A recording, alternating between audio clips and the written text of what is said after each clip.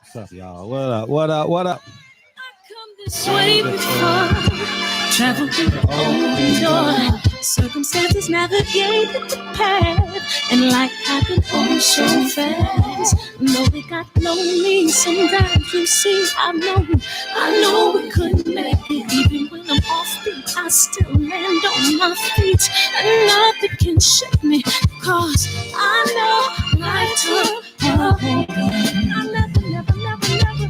This is where I am. WBC versus the PBC. Here we go. I'm not ready. Who got the power? Who got the money? Living the miracle of life. Life's a break with no rehearsal. Learn quickly, they'll come for your role. Games can play, can't take it personal. Let's go, y'all. Cause the devil is a liar. I'm telling you the truth. It's only what you do. Some things you gotta do. Barbershop conversation, guys. Feel free to hit the subscribe button, yo. Hit the subscribe button. All right, let's delve into this shit, man. Because I'm gonna just tell y'all the truth as to what I believe. This is a series. This video is a series of conversations I've had for 6 years, right?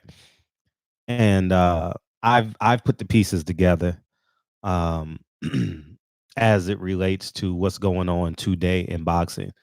Now you're going to have to get your pen and paper out, and I'm gonna help you understand what I believe is the truth, you know, and just how I interpret things when I interview people, when I see how people move, when I watch them and move what I do. Now let's take us back to PBC's inception, right? In my humble opinion, I believe PBC wanted to saturate the market space, right, and pay their way through, right? They had this slush fund of an excess of hundreds of millions of dollars, and they were on every TV network, right? Now, one of the reasons why he did that was, one, show proof of concept, validity, and also let the world know that we're here, we're not going nowhere, and we have value. And a 8-year, 5-year, $64 million a year deal with Fox, right? Now, with that being said, along with the pay-per-views, and it's now making it hard and challenging for other people to come into this market space and compete, because they took the ace high, they took the carrot, which is at the top, which is Fox, right?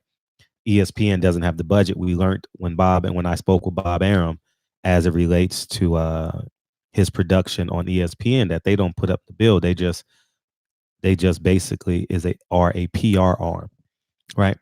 Now with that being said, think about this conceptually. You guys have never had this conversation before, and how I know this is because for those of you who don't know, I'm a very shrewd, cutthroat businessman, down to the penny. I'll negotiate.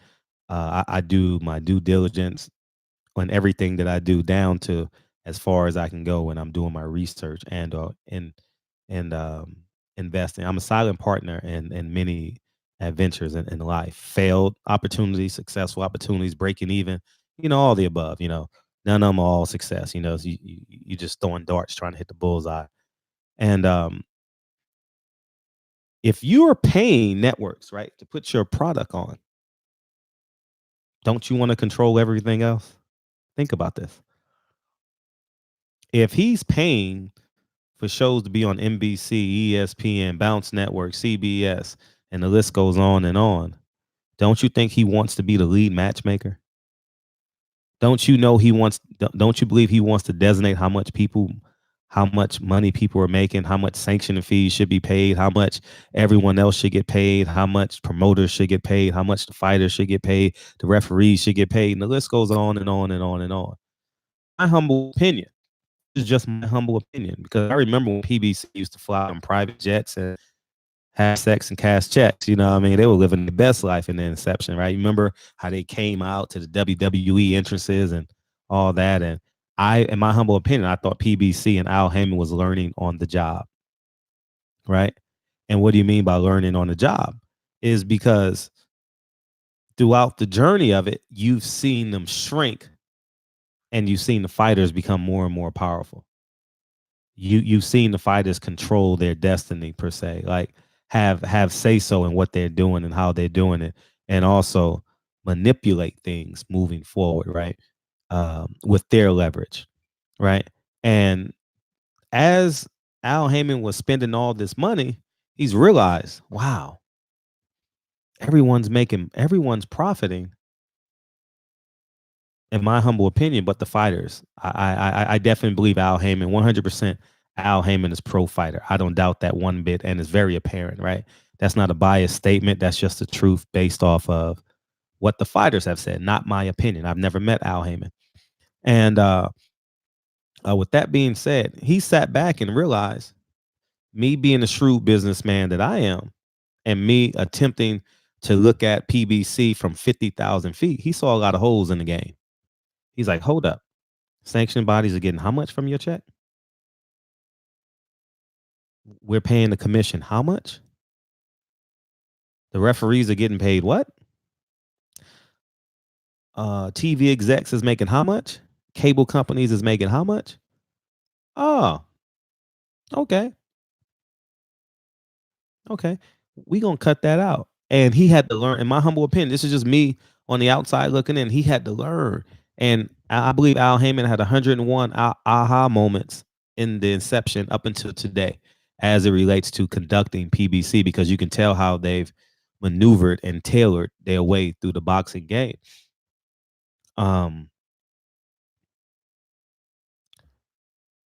He said he realized, hold up, promotional companies? Is that how it works? Promoters make all the money? Because mind you, he already had outsmarted Oscar De La Hoya, Bob Arum, Don King by becoming an advisor. He's basically Kaiser Sose of boxing. He's an advisor. So if his title is advisor, there's no laws he has to abide by. Are you understanding? You can't take him to court. He doesn't exist. He's a psychologist. Like, you can't subpoena when a person goes and sees a psychologist. You can't subpoena those records. You can't subpoena Al Heyman. He has no paper ties to anything. The promoter on record is TGB. He was dealing with Lou DiBella. Now he's dealing with Zuffa Boxing or something like that, and the list goes on and on and on. Now, he learned that part of the game, the Ali Act, because he's out of the Ohio area, and I'm sure he's had great conversations and great pros and con conversations with Don King, and he watched from 50,000 feet and was like, hold up, the Ali Act. How can I get past the Ali Act? Oh, be an advisor. Okay. Don't have to show up the fights. Don't show my name. Stay out of people's way. Okay.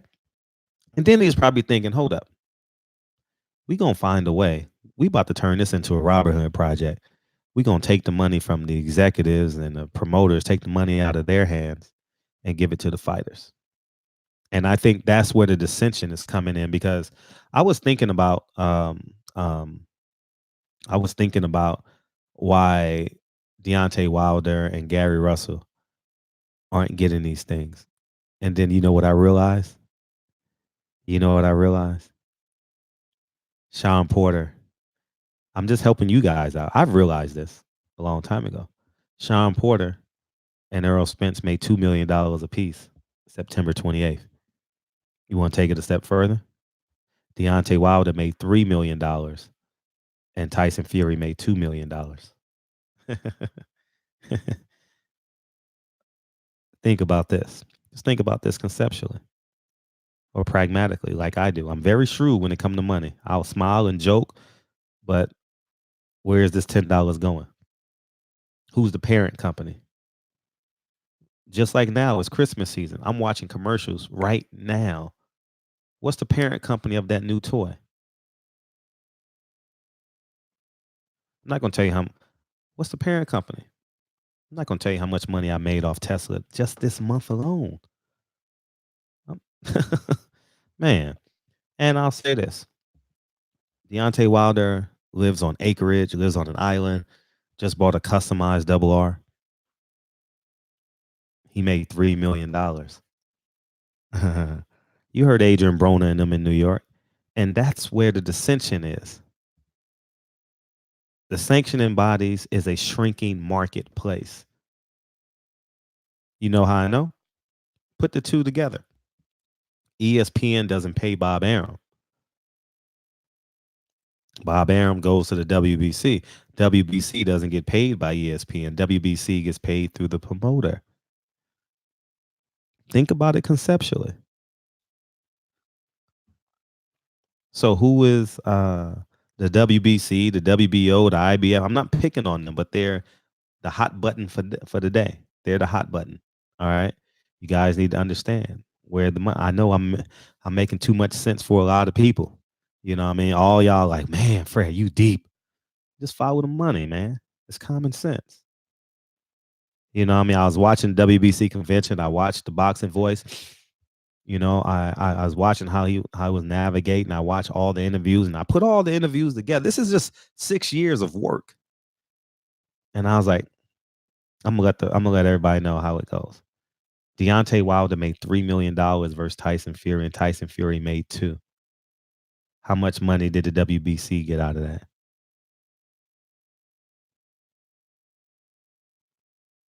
How mad is Bob Arum that he literally cannot compete with Al Haymon because Al Haymon doesn't exist? Al Haymon is not real. Do you not understand that Bob Arum, Eddie Hearn and all these sanctioning bodies are fighting a ghost? He's literally a spirit in boxing. You can't put your hands on him. He's mastered the art of boxing. He's mastered the art of business. And that's what we need to learn how to do. They gonna hate you when you at the top, man, when you can dictate terms.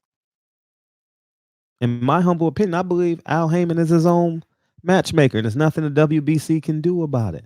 All they can do is crumble up amongst their friends and peers and try and create global power.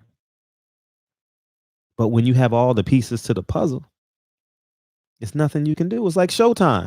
And in my humble opinion, Showtime wants to flex a little bit, but they know Al Haymon has all the pieces and all the ingredients to any kind of pie you want to make in America. He has all the ingredients in his cabinet. He has every fucking ingredient. There's nothing you can do about it. You can laugh, you can cry, you can say it's a monopoly. It can't be a monopoly. He doesn't exist. Al Haymon doesn't exist. That's why you're supposed to have an LLC when you have a business, because you as a person does not exist. They can't sue you as an individual. That's what 50 Cent does. He has an LLC. Oh, okay, take it a step further. That's what production teams do. Fox, CBS, the list goes on and on. Every movie that comes out in Hollywood is his own LLC. People die on set. People get lifelong terminal illnesses on set. You know what I mean? You know what that is? It is. So what's the movie that just came out? Joker, LLC. You can't sue Fox. You got to sue Joker. They fold as soon as the movie's over. They fold. Or it don't go public. Oh, you hurt? Here's $2 million. Go live the rest of your life off this. We're gonna make $700 million off this movie. The first week. Probably. I don't know. Worldwide. You know what I mean? You get where I'm coming from? Well, 700 million worldwide. That's a little bit ridiculous for the first week, but you get my point. Now, if we take that back to boxing, you see it in its totality. Instead of just watching these fighters fight and punch, you heard Earl Spence. He's teaching me about IRAs and life after boxing. All his fighters are basically employed. How does John Molina make 6 figures? And if he fight that same fight on Golden Boy, he's making what, $20,000? Because the promoters and the sanctioning bodies have learned to stay in business. Do you understand what I'm saying? They take a little piece here, a little piece there, a little piece there. They make millions of dollars. Everybody's running a business. It's just what business model do you prefer? You understand where I'm coming from? You guys have learned a lot in this video, but I need you guys to understand this is the truth of the matter. When you combine a Harvard education with street tactics and hood intelligence, you know what I mean? You're gonna outsmart the Bob Arams. Oh, he took he I mean, he's a mastermind. Just think who's gonna happen after Al Heyman or after PBC. If you follow this model, you're gonna win. Just like I did a video a month ago. I was leading the horse. I was leading the horse to water. There's no way uh, that guy Dana White can come into boxing without Al Heyman. You can't come into boxing without Al Heyman being your ally. Eddie Hearn tried. It's not that Al Heyman is great and this and that. He's a genius. He's a mastermind. Oh, you want to have a fight in New York? Oh, Oscar, you want to rent out StubHub? We already put a deposit down on that. You got to go to Verona, New York to put your cards on. Oh, yeah, I was gonna put a concert in that night. Yeah, I was gonna have a baby shower for 10,000 people. I don't know, but you put the deposit down. You eliminate the competition legally. What's it called? Haymon Boxing, INC, LLC, Incorporated. I don't know how they are, but you get the point. PBC is just simply a platform. PBC is not ESPN. PBC is a platform that allow athletes to come on and compete. PBC is not a promotional company. Um, I mean, a promoter. PBC is not a network. PBC can go anywhere and exist. PBC can go to the zone and get a deal. I think that's going to happen. I don't know when. PBC can go back to ESPN and get a deal. You see Showtime is competing against Fox. You see how they're maneuvering, and trying to find holes in the game. So you know what Fox does? You know what Al Heyman does? You want Deontay Wilder? Give him $50,000 for the weekend to commentate on your hotel. I don't know what he's making. I'm just making up numbers. Give him $50,000 to show up and commentate. Even if he doesn't get the deal, you got to negotiate. Anyhow, man, it's just the marketplace financially is shrinking for Bob Arum. It's shrinking for the WBC, the WBA, the IBF, and the WBO. It's a shrinking marketplace because all the money is going to the fighters. Now you got to have play-alongs, like you got to have promotional companies to do the logistics. You know what I mean? To do the logistics for the fights and all that. So they have to exist. They're basically employees of a ghost. You guys see it every weekend, but you guys never put the pieces together. This is the Cliff Note versions of the business of boxing in real time, in real life. Thank me by inspiring a young man in your community or a young woman in your community. I don't want your money. All right. In due time, we'll need your money. We're gonna put on events and stuff. We're gonna make that a community event, but right now we're good. But this is the stone cold truth. Al Heyman has the money now, and he has the power. He has all the pieces to the puzzle. Yeah, you tried really hard to stay up, right? On that Benavidez fight last week, right? On paper, it's like, man, I'm a diehard boxing fan. I'm gonna stay up. Once that fight came on, you realize you have no connection to either of the two fighters. Bob Arum knew that. Anyhow, man, you see Shakur Stevenson in Reno. Wouldn't happen. You think it's by accident all these fights are going to Dallas and Houston and Atlanta? The paradigm is shifting. It's the Al Heyman effect. This is literally the Al Heyman effect. We're watching the Al Heyman effect. These fighters feel emboldened and empowered. But y'all don't hear me though. Anyhow, we're going to stop this video here because this video deserves a part 2. And I don't want to put it all in a 40-minute video. And And then y'all heads start busting because, like, man, this is too much game. I can't take it all in. You got to watch it twice. But this is the truth of the matter. Everyone's jockeying for position, and the forces has combined. Don't take this as like, no. Oscar and Bob and Eddie and these sanctioning bodies, they see where this shit is headed. They could be I don't know if they can be out of business, but they can lose power. I don't think the WBC is going nowhere. You know what I mean? But imagine if the PBC just start knocking them off one by one, like the WBO. Oh, fuck it. Bye, peace. Gone. And then the WBA. Gone. I'm just saying. Imagine. And the next thing you know, we got a Muhammad Ali belt, a PBC championship. Maybe we see that. But this is the stone cold truth. I've been watching this for 6 years, and Al Heyman has outsmarted a game that's been in existence for over 100 years. Bob Arum can't believe it. Don't you know if Bob Arum would have thought of being an advisor, he would have done it 40 years ago? Don't you know if Don King would have thought of being an advisor, he would have done it 40 years ago? I'm telling you.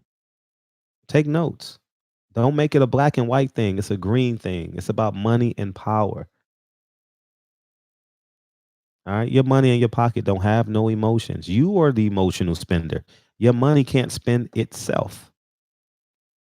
Sit back, take notes, learn from the best. What Bob Arum, he has longevity. You know what I mean? And the list goes on and on. You know what I mean? So, but anyways, man, I'm gone and see where we at. Oh shit, perfect timing. Oh no, this is the end of the song. Let's bring this shit back one time. Let's bring it back one time.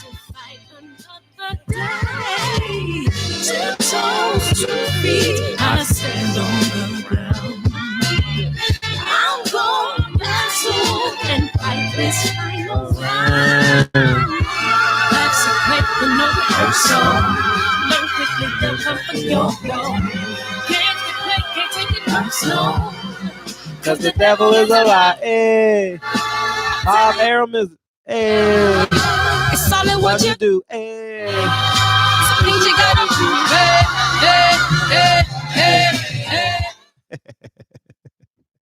It's like me. They can't stop me. I invested in the fighters. They think they can stop me with a credential, don't validate me. Barbershop conversations, man. Feel free, hit the subscribe button. Y'all better learn from this Haymon effect. I'm telling y'all, it's coming. I don't know how deep he's going to get, but how he's navigating, you guys should learn from it. Barbershop conversations, man. Feel free, hit the subscribe button. Talk to you guys soon. Peace.